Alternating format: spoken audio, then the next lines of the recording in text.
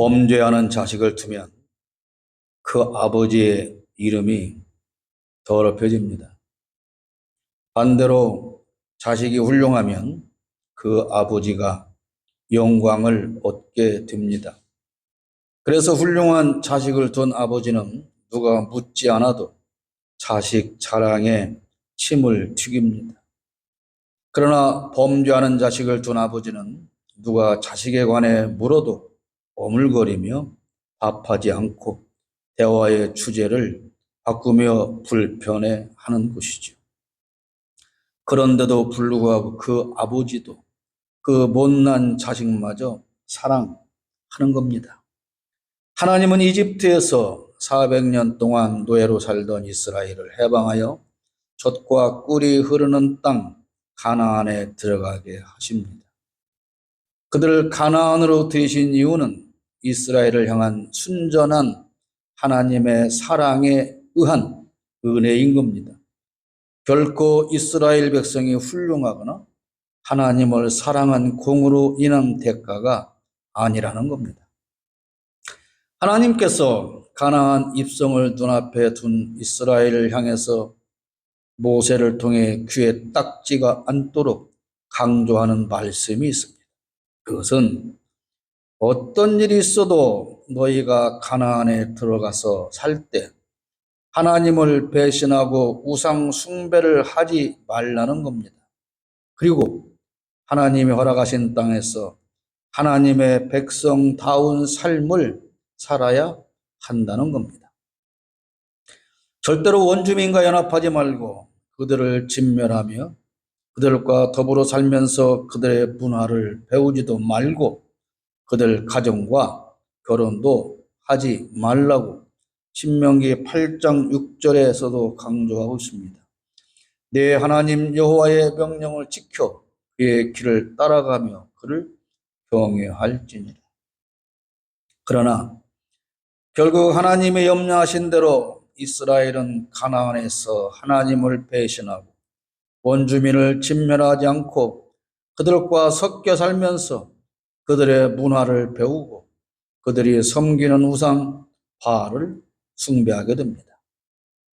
그들이 하나님을 배신할 때마다 블레셋을 비롯한 적들의 침공이 있었고 그때마다 하나님은 사사를 세워서 적을 무찌르며 백성을 향한 하나님의 뜻을 전하셨지만 이스라엘의 범죄는 계속되었고 급기야 이제는 왕을 세워달라고 요구합니다. 적들의 침공이 계속되는 건 본인들의 범죄로 인한 징계였지만 백성은 왕이 없기 때문이라고, 왕이 없기 때문에 적들의 침공이 자주 있는 거라고 그렇게 주장을 하는 거죠. 결국 초대 왕으로 사울이 즉위하여 왕국 시대가 도래하지만 백성의 범죄는 더욱 심해지고 일부 왕조차 하나님을 배신하게 됩니다. 결국 진작에 나누어졌던 북쪽의 이스라엘이 먼저 망하고 남쪽 유다 왕국도 망하여 바빌론의 포로가 되어 끌려가게 됩니다. 이스라엘의 수도 사마리아는 아수르가 점령하게 되었고 유대의 수도 예루살렘은 파괴되고 유대의 백성은 땅을 비워둔 채 바벨론의 포로로 잡혀가게 됩니다.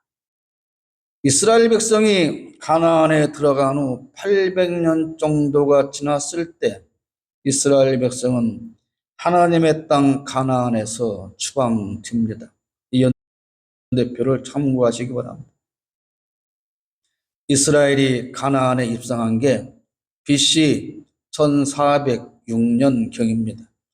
그 후로 약 400년 동안 사사들이 다스렸고 후에 통일 왕국이 세워집니다. 그 초대 왕이 사울입니다.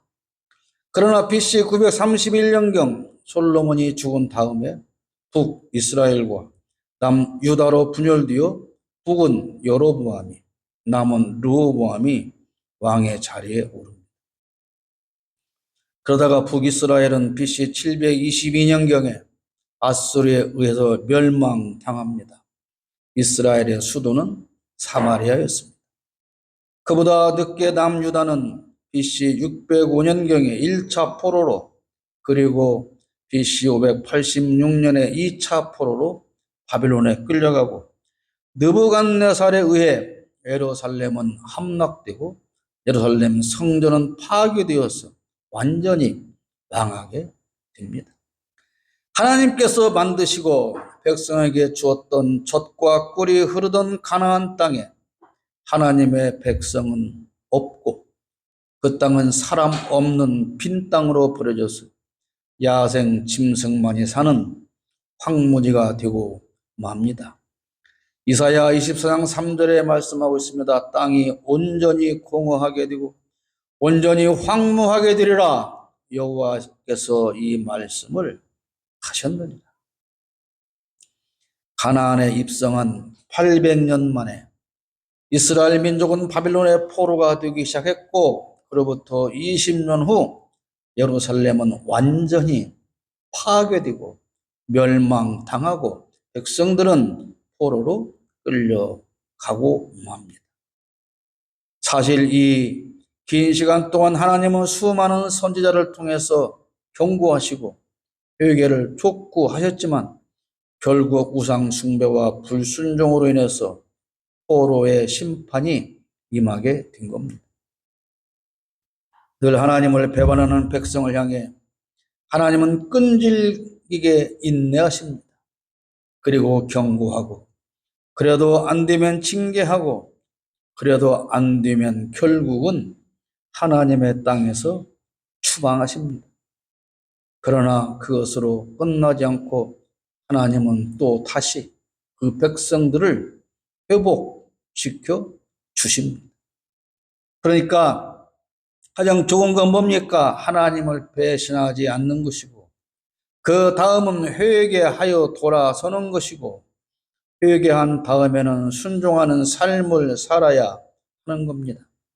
그래야 하나님의 백성은 하나님께서 주신 땅에서 하나님 자녀의 지위를 누리며 하나님이 편들어 주시는 그러한 삶을, 복된 삶을 살 수 있는 겁니다. 끝까지 범죄하다가 추방당해도 하나님은 결국 회복시켜 주십니다. 그러나 그건 범죄한 백성이 잘해서가 아니라 땅에 떨어진 하나님의 영광을 다시 세우기 위한 것입니다.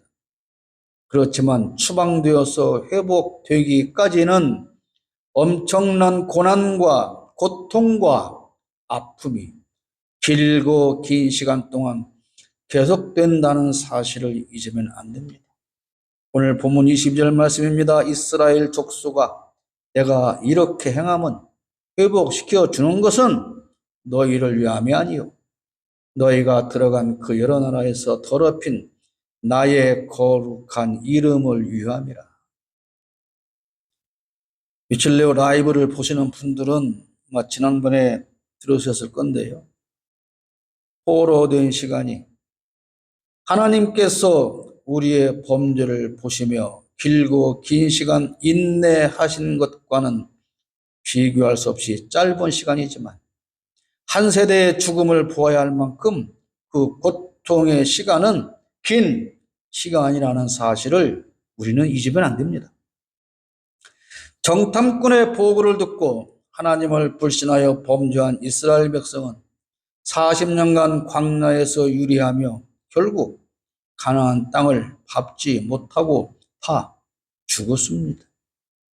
20세 이상으로 하나님을 거역하였던 그들은 결국 가나안 땅을 밟지 못하고 이집트에서 나올 때 어린아이였거나 광야에서 태어난 사람들만 약속의 땅 가나안을 밟았다는 사실을 우리는 결코 잊으면 안 되는 겁니다. 바벨론 포로와 귀환은 얼마 걸렸습니까? 70년의 세월이 걸렸습니다. 결국 뭡니까? 끌려갈 때 1살짜리였던 아기가 71살 되었을 때 이스라엘에 돌아올 수 있었다는 겁니다. 끌려간 첫 해에 바벨론에서 태어난 아이가 70살이 되었을 때 가나안에 귀환하게 되었다는 겁니다. 무슨 말입니까?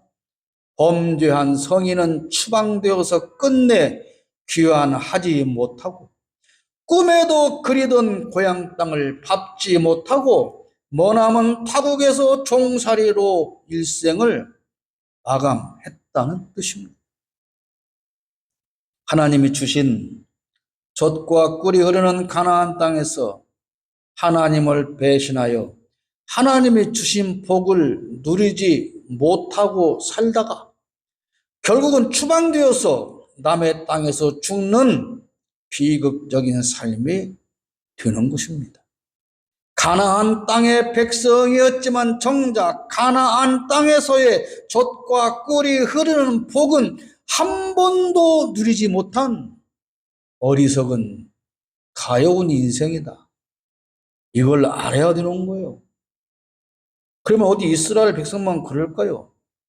모태신앙인으로 태어나서 평생 기독교인으로 살고 있지만 하나님과는 상관없는 삶을 살다가 하나님이 주시는 복은 한 번도 누리지 못하고 불평과 원망과 불만족과 상처만 안고 한 번의 감사도 없이 그렇게 죽어가는 가련한 기독교인의 숫자는 셀 수 없이 많다는 사실을 알아야 합니다.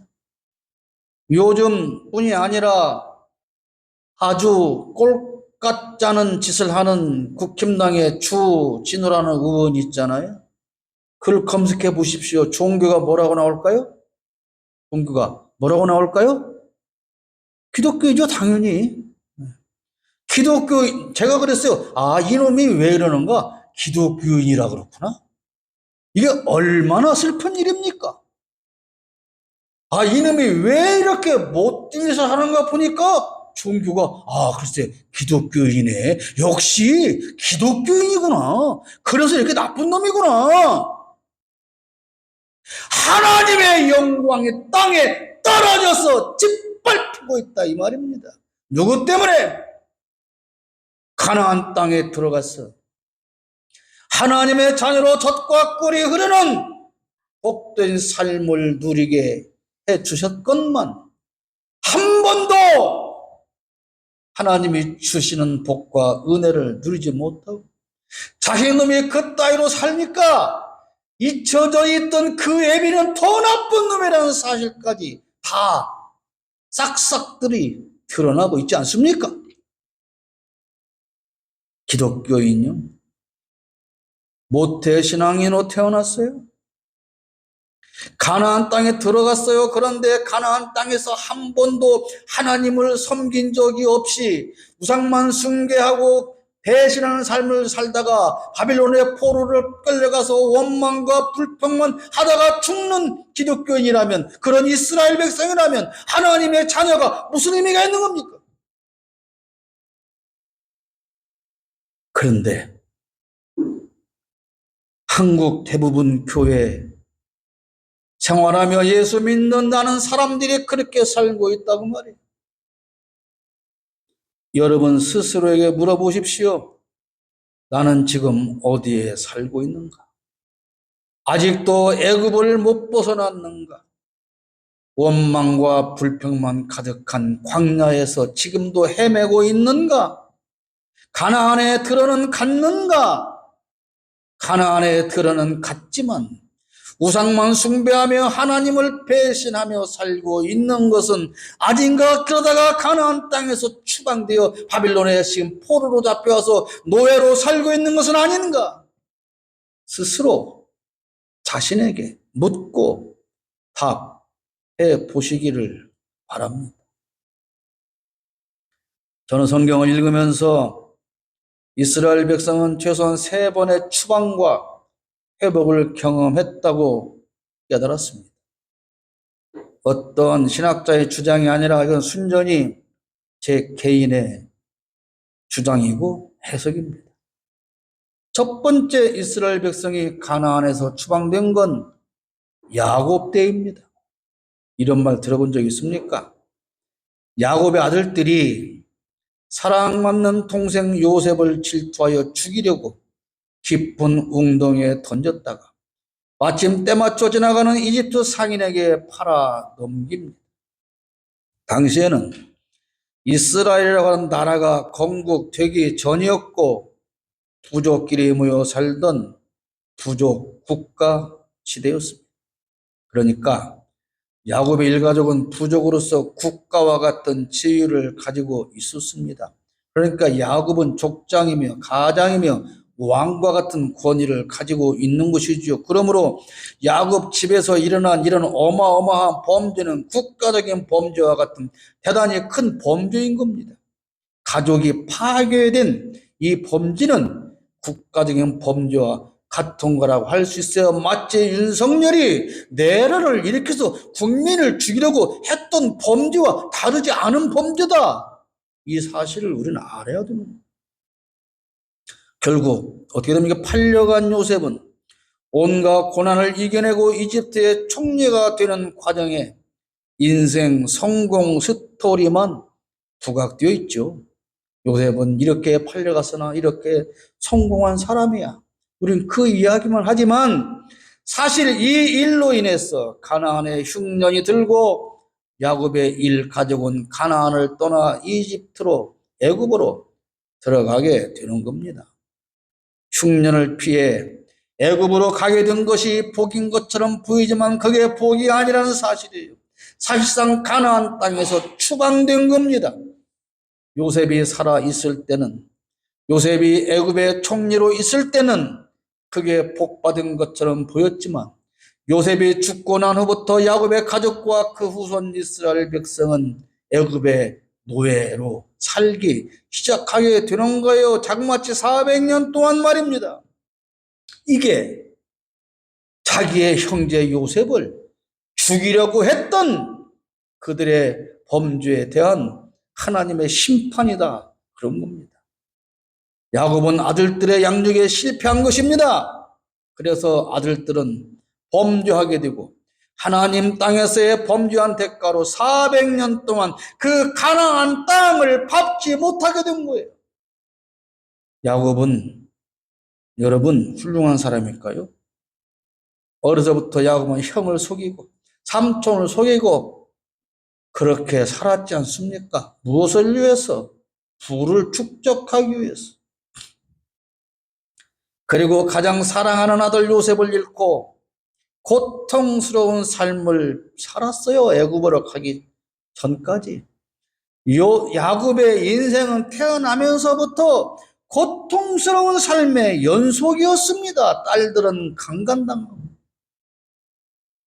인간적으로 볼 때 야곱은 행복한 삶이 아니었어요. 여러분의 자녀들 중에 딸들은 성폭행 당하고 그렇다고 그 오빠들이 성폭행한 남자들 다 가서 죽여버리고 그리고 가장 사랑하는 아들은 죽었는지 살았는지 생사도 모른 채 수십 년이 지나갔다면 여러분 그 사람은 행복한 삶이요 복된 삶입니까? 야곱은 그런 삶을 살았어요. 야곱의 후손은 형제를 사랑하지 못하고 미워하고 종으로 팔아 넘긴 그 대가로 길고 긴 세월 동안 자신들이 종으로 살게 되는 겁니다. 하나님은 그런 그들을 400년 만에 그러나 회복시켜 주시는데 그것이 바로 뭐냐? 가나안 땅에 들여 보내시는 거예요. 본래 가나안 땅은 아브라함에게 주었던 땅이잖아요. 야곱 때 쫓겨났다가 모세가 인도해서 하나님의 은혜로 400년 만에 들어가게 되는 겁니다. 오늘도 그렇습니다. 하나님의 땅 가나안에서 기독교인으로 산다는 하나님의 백성들이 형제를 사랑하지 않고 핍박하고 탄압하며 짓밟는다면 그 사람은 하나님의 땅에서 하나님이 주시는 복을 누릴 수 없고 하나님의 나라에서 추방되어 고단한 삶을 살 수밖에 없는 겁니다. 두 번째 이스라엘 백성이 가나안에서 추방된 게 바로 바벨론의 포로로 잡혀가는 사건입니다. 신명기를 통해서 수없이 반복되는 말씀, 제가 라이브를 통해서 계속 반복되어 드리는 그 말씀은 뭡니까? 한 가지입니다. 가나안에서 하나님을 배신하지 말고 우상 숭배를 하지 말라는 겁니다. 너희가 애굽에 팔려갔다가 400년 동안 종살이 하고 어제 본래 너희가 살던 그 땅 젖과 꿀이 흐르는 땅으로 보내줄 건데 들어갈 건데 들어가서는 절대로 우상 숭배를 하면 안 된다. 그러나 유대 민족은 하나님이 그렇게도 강조하셨던 그 말씀을 다 어기고 하나님을 배신하며 가나안에 살던 이방 족속에 동화되고 섞여 살면서 그들의 우상을 숭배하고 배우고 따라가게 됩니다. 하나님은 자그마치 800년 동안 그 꼴을 보시며 인내를 하신 거예요. 800년 동안 그 꼴을 보고 인내하시던 하나님은 결국 이스라엘 백성을 젖과 꿀이 흐르는 하나님의 땅 가나안에서 추방하십니다. 그리고 앞에서 말씀드린 것처럼 70년간 타국 땅에서 온갖 멸시와 천대를 당하며 눈물 짓는 삶을 살아가는 겁니다. 하나님 인내의 시간은 800년이지만 백성들에 대한 징계의 시간은 겨우 70년이었습니다. 그리고 회복시켜 주십니다. 이것이 하나님의 은혜인 겁니다. 포로된 백성은 과거 가나안의 삶을 돌아보며 회개하고 눈물 짓지만 그들에게는 하나님을 마음대로 섬길 자유조차 빼앗기고 없었습니다. 마음대로 하나님만 섬기라고 할 때는 우상을 숭배하더니 그리고 쫓겨나더니 이제야 나는 하나님을 섬기겠다고 하지만 그런 자유마저 그들은 빼앗겨 버리고 만 것입니다. 시편 137편이 이런 이 시대에 기록된 시입니다. 우리가 바벨론의 여러 강변 거기에 앉아서 시온을 기억하며 울었도다. 여러분 시오니즘이라는 말 들었죠? 시오니즘 뭡니까? 흩어진 유다 백성이 이스라엘 땅에 들어가서 나라를 세우는 예루살렘 근방에 시온이라고 하는 조그만 그 언덕이 있는 거예요. 예루살렘에서 그렇게 살 때를 기억하며 통곡하고 회개하지만 이미 때는 늦어 버린 겁니다. 마음대로 하나님을 섬기며 하나님의 자녀로서 복된 삶을 스스로 내팽개친 후에는 이미 때가 늦는 겁니다. 하나님께서 경고하실 때 속히 돌이켜 회개하고 하나님의 자녀답게 살지 못하면 결국은 하나님 땅에서 추방되고 고통스러운 삶이 이어지게 되는 겁니다. 세 번째, 이스라엘이 가나안에서 추방된 건 AD 70년 로마에 의해서입니다. 로마 제국은 유대를 속국으로 삼고 있었지만 유대인들은 유일신 하나님을 섬기는 신앙과 민족 정체성을 지키기 위해서 로마의 통치에 지속적으로 저항을 합니다. 특히 로마 총독들의 부패와 성전 모독 사건들이 이스라엘 민심을 자극했고 결국 기원후 66년에 유대인들의 대규모 반란으로 제1차 유대와 로마 간의 전쟁이 일어나게 되는 거죠. 로마 입장에서 보면 반란이지만 유대인들은 저항인 거지. 그리고 로마 황제 베스파시아누스의 아들 그 유명한 티투스 장군이 70년 봄 4개 군단 약 6만 명의 병력을 이끌고 예루살렘을 포위합니다. 당시 6월절을 맞아 순례자들까지 모여들어서 예루살렘 성 안에는 100만 명 이상이 갇혀 있었고 이렇게 포위는 약 4개월 동안 지속되며 그 안에서 기근과 내분으로 수많은 사람들이 죽게 됩니다. 결국 유대력 아부월 해양력으로 7, 8월경 9일 로마군은 성전과 성벽을 무너뜨렸고 제2성전인 그러니까 두 번째로 세워졌던 헤롯 성전은 불타 없어졌습니다. 그런데 이거 보십시오. 이 두 번째 성전이 불타 없어진 그날은 이미 기원전 586년 바벨론에 의해서 예루살렘 성전이 파괴된 그 날과 같은 날이었다 그 말이에요. 이게 우연일까요? 하나님의 심판인 겁니다. 예루살렘 철저히 파괴되었고 유대인들은 대거 학살되거나 포로로 끌려갔습니다. 성전이 사라지고 난 이후 유대교는 이제 성전 중심에서 회당을 중심으로 한 율법 중심 신앙으로 전환하게 됩니다. 이후에도 소규모의 반란은 계속되었지만 기원 후 AD 135년 바르코크바 반란이라고 하는 조그만 반란 이후에 유대인들은 예루살렘의 출입조차 금지당하게 됩니다. 이스라엘 백성들이 예루살렘에 들어갈 수조차 없게 되는 것이고 이 예루살렘이라고 하는 도시의 이름이 아엘리나 카피톨리나라고 하는 로마식의 이름으로 바꾸어버리고 합니다.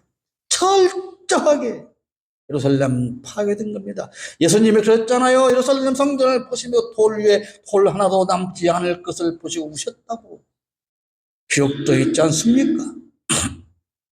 이 사건은 단순한 예루살렘의 멸망이 아니라 유대민족이 세계 각국으로 흩어져 살아가는 이른바 디아스포라 시대가 되는 겁니다. 그리고 독일 나치에 의해서 유럽에 살던 900만 명의 유태인 중 3분의 2를 차지하는 600만 명의 유태인 학살이 일어나게 되는 겁니다. 이렇게 세 번째로 이스라엘 백성이 가나안에서 추방된 건 왜 그래요? 예수를 십자가에 못 박은 죄 때문에 그런 겁니다. 마태복음 27장 2절 보십시오. 빌라도가 그럽니다. 야, 나는 예수 죽인 책임이 없다 그랬더니 이스라엘 백성들이 그렇게 말하지 않습니까? 백성이 다 대답하여 이르되 그 피를 우리와 우리 자손에게 돌릴지어다. 그래, 빌라도 너는 예수 죽인 책임 없어. 우리가 죽였어. 그 죄값 우리가 받을게. 우리 후손이 받을게. 그런 거죠. 하나님의 백성, 하나님 나라에서 범죄를 그치지 않으면 결국 하나님의 땅에서 쫓겨나게 되는 겁니다. 우리의 육신은 이 예배당 안에 있을지 몰라도 우리는 이미 가나안 땅에서 쫓겨난 포로가 되어 있는 겁니다. 이렇게 세계에 흩어져 있던 유대인들이 고향 땅으로 돌아와서 이스라엘을 건국한 해는 1948년 5월 14일입니다. 예루살렘 성전이 로마에 의해서 파괴된 후 1900년 만의 일입니다. 이날 텔아비브에서 다비드 벤구리온이 독립을 선언하며 현대 이스라엘이 탄생하는데 그래서 이스라엘의 국제공항의 이름이 벤구리온 공항입니다. 이것이 회복시키시는 하나님의 은혜인데 그렇게 해서 세워진 지금 텔아비브가 이스라엘의 수도가 이란의 공습으로 파괴되어 가고 있습니다. 1948년 5월 14일 팔레스타인 땅에 그 땅이 원래 젖과 꿀이 흐르는 가나안 땅이 그 땅에 현대 이스라엘이 건국을 하게 되고 그 다음 날부터 이스라엘과 아랍 국가들의 전쟁은 시작됩니다. 그리고 지금까지도 이어지는 갈등의 씨앗이 되었습니다. 지금 오늘 이 시간도 거의 전면전으로 시작되고 있는 이란과의 전쟁. 그래서 시작되었고 진행 중에 있는데 지금 이스라엘은 미국과 더불어서 악의 축이 되고 말았습니다. 여러분 착각하지 마십시오. 팔레스타인 땅이라고 그러니까 그들이 무슨 블레셋의 후손이다. 그래서 이스라엘이 이겨야 된다. 하나님의 뜻이다. 그거 아닙니다. 큰일 납니다. 그렇게 해서. 지금 팔레스타인 땅에 살고 있는 사람들은 과거 구약시대의 블레셋 후손이 아니고 그들은 아랍인들이에요. 이스라엘이 얼마나 나쁜 짓을 할지 지금 세계가 주목하고 있습니다. 그런 이스라엘을 향한 하나님의 뜻과 계획이 무엇인지 우리는 주목해서 살펴봐야 할 필요가 있습니다. 하나님의 땅에서 살던 하나님의 백성이 하나님의 자녀답게 살지 못하면 결국 그 땅에서 추방당하여 하나님 자녀의 지위를 잃고 노예가 됩니다. 우선은 범죄하지 말아야 하는 게 당연한 일입니다. 최소한 하나님께서 경고하시며 인내하실 때 회개하고 돌이켜야 합니다. 하나님은 지금 한국 교회에 대하여 인내하고 계십니다. 지금이 곧 회개하고 돌아설 때임을 한국 교회는 잊지 말아야 합니다. 때를 놓치면 결국 하나님 땅에서 추방되고 마는 것입니다.